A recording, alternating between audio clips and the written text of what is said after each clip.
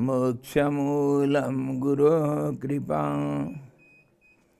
ॐ कृष्णाय वासुदेवाय देवकीनन्दनाय च नन्दगोपकुमाराय गोविन्दाय नमो नमः। मूकं करोति वाचालं पंगुं लंघयते गिरिं यत्कृपातमहं वन्दे परमानन्दमाधवम्।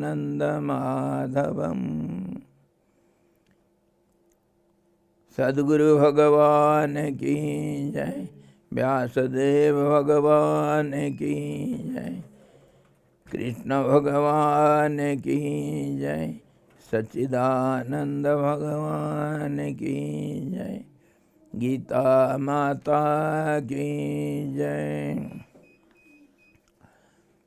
Today we are going to start the first chapter, first discourse, and yesterday we have seen the meaning of Arjuna Vishada Yoga.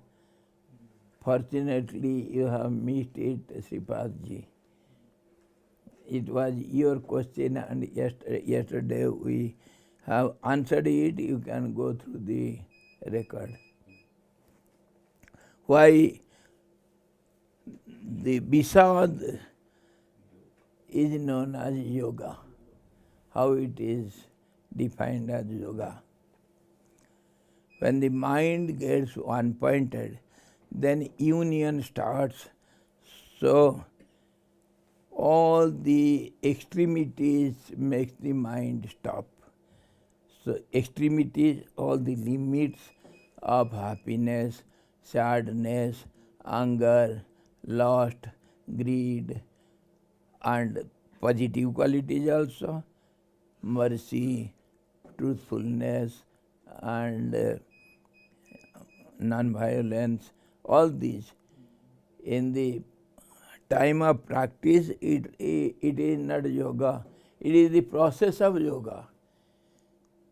But when it reaches its limit, then it stops the mental function and then starts union. Sometimes positively, sometimes negatively. And that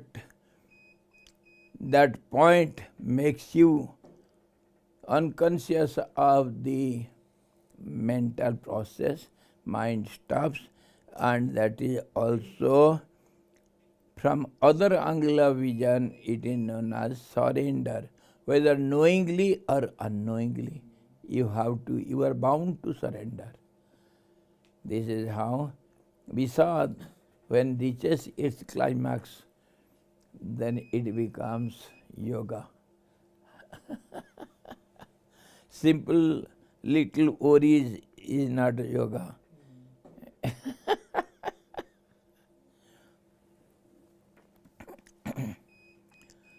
So this is how this chapter is known as Arjuna Vishada Yoga. The yoga of the despondency of Arjuna. Dhritarashtra Uvacha. We must know all these characters. One is Dhritarashtra, the man who, because of whom Vyasa has noted all these dialogue between Arjuna and Krishna. And there is another role, Sanjay. Sanjay is the minister of Dhritarashtra. Dhritarashtra was the king, the blind king of Hastina. And Dhritarashtra were three brothers. They were the children of our Ambalika, who were forcibly brought by Bhishma, and they were given marriage to this family, forcibly. And At that time, these three children were born. Dhritarashtra was blind from birth itself, so he was unable to rule over the kingdom. So the second brother, Pandu, he was also unfit for the governing the kingdom, because he had having some disease called Pandurog. So he became Pandu. His name became Pandu, and he was unfit. But he was given the throne. But instead of him, Dhritarashtra was managing everything, and Pandu had two wives, and one Madri and other is Kunti. So Kunti's son were three, and Kunti's life also is most interesting. She was the daughter of Kunti Bhoj king, and she was bestowed a very good boon from Durvasa. She served Durvasa and got a power. Anybody she can call as for any purpose. She can call any of the gods for any purpose to help her. So to test it, she called sun god, and from sun, Kunti had the child before marriage while testing the power. It was Karna. And Karna came out of the ear. That's why Karna means ear. So her chastity was not questioned, and it was not known to anyone. Just she was all alone, and she was tasting the mantra's power, and she left the child in the water. Such is the mother's heart. So Karna was a whole life he was departed. He was parted from his mother. He didn't know who is my mother, who is my father. And he was brought up by some the charioteer driver, and he was brought up by him. So Karna was known as the son of a driver of the charioteer. So Sutaputra. But he was the son of the sun god. So he was a mighty fellow. So he became very famous by his own qualities. That is different. He plays a great role in Mahabharata battle. He was the first son of Kunti, which is not known to the people. And then after marriage, she got three children from three gods. So from Dharma, the Yudhishthira was born, so he is called Dharmaraj, and Bhima from wind god, and so Bhimsen was younger brother of Hanuman also. And Arjuna was from Indra, the king of the gods. And then by Madri, Madri had two sons from Ashwini Kumar, and they were Nakul and Sahadev. Anyhow, these were 5 Pandavas. They were born in the jungle because Pandu was enjoying forest life and he was a king, so he had nothing to worry about. He could not rule over the kingdom, so he enjoyed his life in jungle. And all these 5 children were born in jungle only. In the kingdom, nobody knows who are these boys. And here, Dhritarashtra had the wife Gandhari. Gandhari is from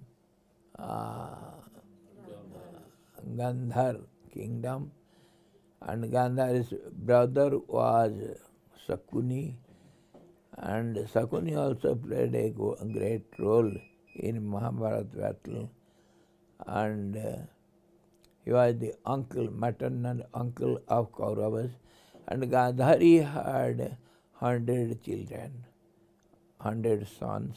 They are called Kauravas. They belong to the Kuru dynasty, so they are called Kauravas, 100 brothers. In this way, the Kauravas, the elder most of the Kauravas was Duryodhana. He was, all these Kauravas, they were evil-minded children. They had no good feeling for these Pandavas because they are born in the kingdom. They are known as the princes. But these Pandavas, they were born in jungle. So Duryodhana thought, these Pandavas are not eligible to be called princes. They have no right on the kingdom. So Duryodhana was not willing to give a share from the kingdom to the Pandav princess. When Pandu died in the jungle and our Kunti and Madri with 5 children came to the kingdom because they are the queens. So Kauravas didn't like all these 5 children, and there was always misunderstanding and jealousy among themselves. Yudhishthira and Pandavas, of course, had no jealousy towards Kauravas, but Duryodhana had ill feeling all the time towards the Pandavas. And in the end, when time comes for enthroning someone, then there was misunderstanding, and Pandavas demanded half of the kingdom, and Duryodhana was unwilling, and of course Duryodhana tried his level best to kill them in many crooked ways. He couldn't succeed in his attempts, and all the time Lord Krishna, who was a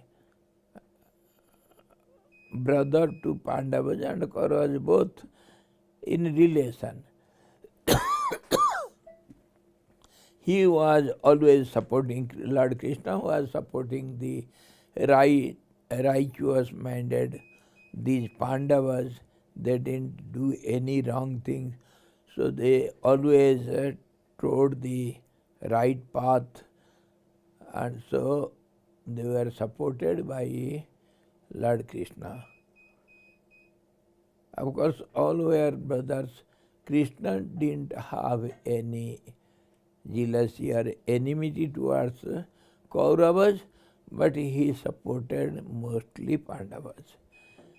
And Krishna was the messenger from Pandav side, went to Duryodhan and all the Kauravas to ask, if you don't give half of the kingdom, give 5 villages only, it will be sufficient for the 5 brothers to pull on with life. But that was also forbidden by Duryodhan, and he challenged, if you want some share from the kingdom, you have to fight. So on this basis only the Mahabharata battle stands, because of it is fight for right, and it was held in a very, very, you see, in a place known as Kurukshetra. That place belongs to Kauravas, and it was a big field, and it was known to be a place of pilgrimage.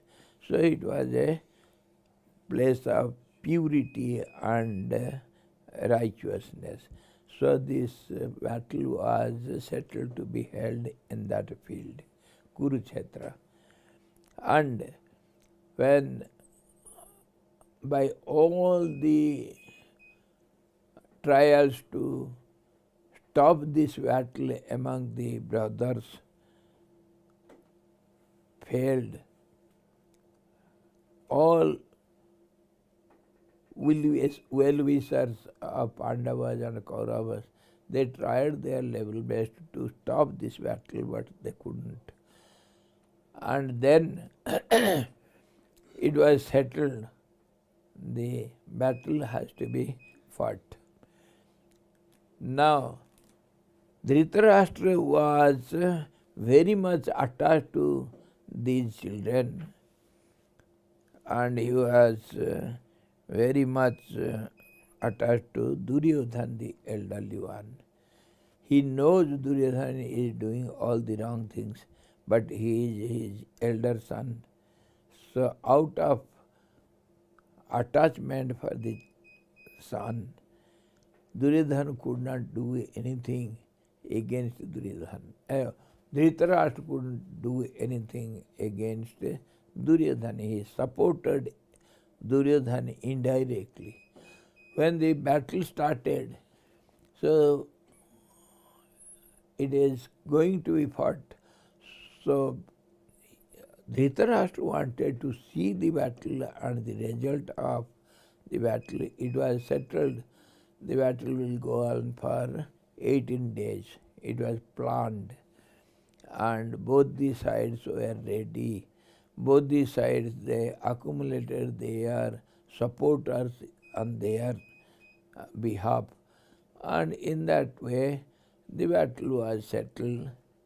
And Dhritarashtra wanted to know all about the battle, what is going on, and how my children are doing well or getting defeated, what is the news. So he requested Lord Krishna, I want to know all this, but there is no way to get all the information all the time at the time of battle. Please help us. So Lord Krishna gave a inner sight, that means the intellectual eye, to Sanjay, the minister of Dhritarashtra, who was a righteous man, very pious man. Mantris generally, the ministers generally, they don't do any wrong things. Always they go in right paths, but the kings have their freedom to obey them or not. So Sanjay was a pious man. And so also the case with Vidur. Vidur also the third brother of Pandu and Dhritarashtra, because he was born to a slave, maid servant. So he was not fit to rule over the kingdom. So he was very, very pious and very intelligent and very devoted. And he was knowledgeable also. So he was appointed as a minister also. So Vidura was always supporting our Pandavas and warning the Kauravas to go in a right path, but they didn't hear. And the battle was settled. Sanjay was given the intellectual eye, which can, you see, our modern science, we see it here and we can see and hear everything what is going on in Newark. Yes, in England, what is, and all these are getting broadcasted to so many people all over the world. So this is modern science. And it was there in olden days in India, but it was not, this right was not given to everyone because it will be misused. All these science, modern science, was there in old India. And because at this time of Lord Krishna, everybody was so powerful with all these scientific powers. That's how Krishna had to incarnate to bring up balance in the society, harmony in the society, and control all these mighty beings by battle. So that is the law of nature. And now also in the on the world, everybody is accumulating, storing all the powers, missiles and bombs and this and that, everything.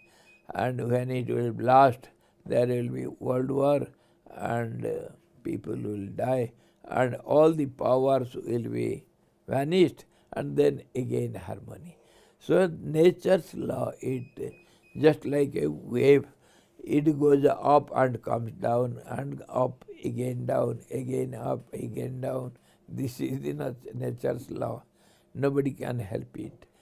And Lord plays the role from the behind the screen. Director is hidden behind the screen. So Lord has to incarnate in such a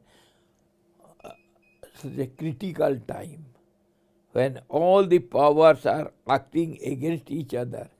So somebody has to control it. The supreme power has to control it. So in this way, Lord Krishna also wanted this battle to bring harmony, law and order in the society, to demolish all the powerful, evil-minded powers, holders of powers. Inwardly he wanted it, but outwardly, relatively, he was neutral to everyone. That is the game nature plays in this way. And he frankly, openly he said, Mayadhyakshena prakriti swayate sacharacharam. I instruct my power, the supreme power plays the game by my instructions, my directions. And sometimes he has to come down to take a form and do some play some games to help the nature also, the supreme power. So inwardly Krishna wanted it, and so much so in the end all the powers were accumulated in Yadu once the family of Yadu, because of Krishna, even death and diseases, all the nature calamities, they could not do anything to family of Lord Krishna, because he was the protector. So in the end, all the powers when accumulated in Yadu once, then in the end, before disappearing from this earthly sport, he finished his family also. Such is the impartiality of the divinity. So here Dhritarashtra is the king. He wants to hear everything, know get all the informations from the battlefield by the telepathy of given to Sanjay. He is sitting near Dhritarashtra and is able to see the broadcast from live broadcast from the battlefield, and he is narrating everything to the blind king. He is not only physically blind, he was mentally also blind. He was not able to see what is right and what is wrong. Even though he was a king, he had to be impartial to everyone. But that was not found in Dhritarashtra. Now, starting with Dhritarashtra, and Sanjay will give all the information to Dhritarashtra. Now starting the game. Okay. Everybody is gathered in the battlefield Kurukshetra, and both the sides are standing face to face. Now when they blow the conch and order, then both the sides they will start fighting. For what? In the name of right, they are fighting for the throne. Only brothers among themselves. This is called our world. Everywhere the fight is going on. And that fight is not only physically, mentally also. And everybody's mind also is a battlefield. So when we go through Gita, we can see our own mind which has all these characters. In our own mind, in our own life, we are the Kshetras. Lord Krishna also says, Kshetra means the bodies. Every individual body is also a Kurukshetra. All the time, eternally, the battle is going on. It is mentally and physically also. So you are bound to learn Gita to have right judgment and to support the right. Everyone is bound to learn Gita to have a successful life. Or else you know not how your battle is going on and what will happen. Now, starting with Gita, Dhritarashtra said, Dhritarashtra uvacha, we shall start today. धर्म क्षेत्रे कुरुक्षेत्रे समवेताजुत्सवः मामकाः पांडवाश्चैव किम कुर्वत Sanjay. He is asking Sanjay the minister, O Sanjay, gathered in that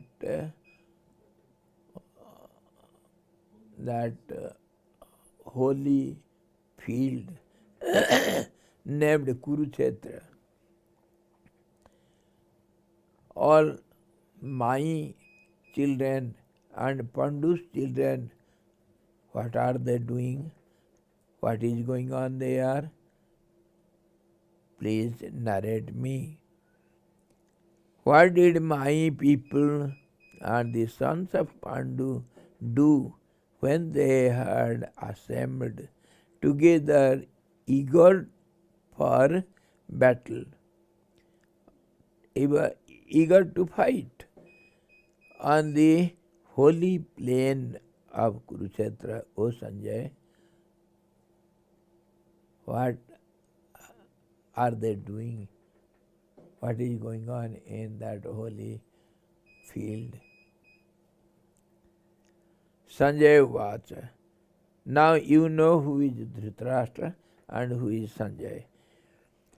Drishtva, now Sanjay gives the reply. He is able to see everything live. And he narrates everything bit by bit to the king, blind king. Drishtva tu pandavanikam vyudham duryodhanastada acharyam vasangam raja vajanam abravit. Raja, the king of the battle on Kaurav side, the head was Duryodhana. He was the boss, this side, chief, and that side Yudhishthira. Yudhishthira was the eldest of all. So Sanjay is narrating, Drishtva tu Pandavani ikam, when the army of the Pandavas was seen by Duryodhana. Having seen the army of the Pandavas drawn up in battle array, in a particular placement of the army, that is called array. Vyuha. Vyuha means a design of standing of the armies so that they can fight with the army successfully. That is called Vyuha. Having seen the army of the Pandavas, King Duryodhana then approached his teacher. He went to the teacher Drona, who was the first chief of the army. He was selected as the chief of the army on Kaurav side. So naturally, and he was the teacher of all the Kauravas and Pandavas also. But in the beginning he was not willing to fight from Kaurav side, but because they are the kings and the teacher Drona ate the salt of the kings, so he cannot be ungrateful. So he was bound to fight on behalf of the Kauravas, though he was unwilling to do so. Such is the case was with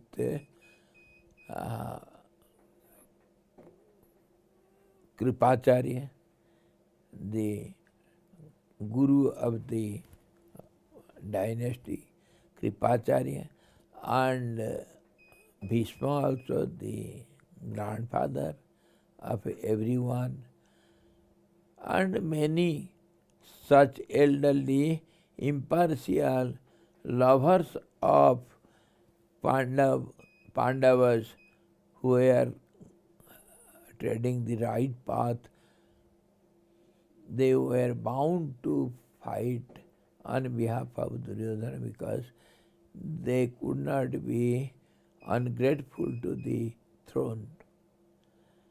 They were bound to fight for Duryodhana. So the first day,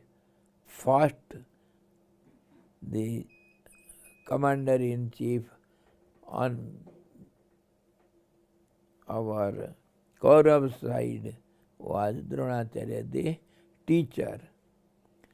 So Duryodhana went to him and asked to be ready because he was the commander-in-chief. So he has to order everything, arrange everything, start the battle. So he warned him and made him alert. Oh, great Guru, get ready and see on that side who are ready to fight. So be careful and arrange everything who will attack whom. So he went to his Guru, Dronacharya, having seen the army and the Pandavas drawn up in a battle array. King Duryodhana then approached his teacher Dronacharya and spoke these words.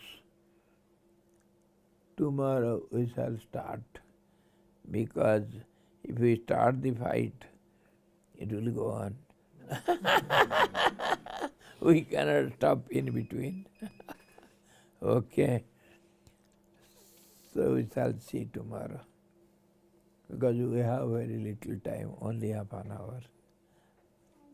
Thank you, Hari Om. Purnamadaha Purnamidam Purnata Purnamudachyate Purnasya Purnamadaya Purnamevamasisyate. Om Santi Santi Santi. Sadguru Bhagavan ki jai. Satchidananda Bhagavan ki jai. Krishna Bhagavan ki jai. Gita Mata ki jai.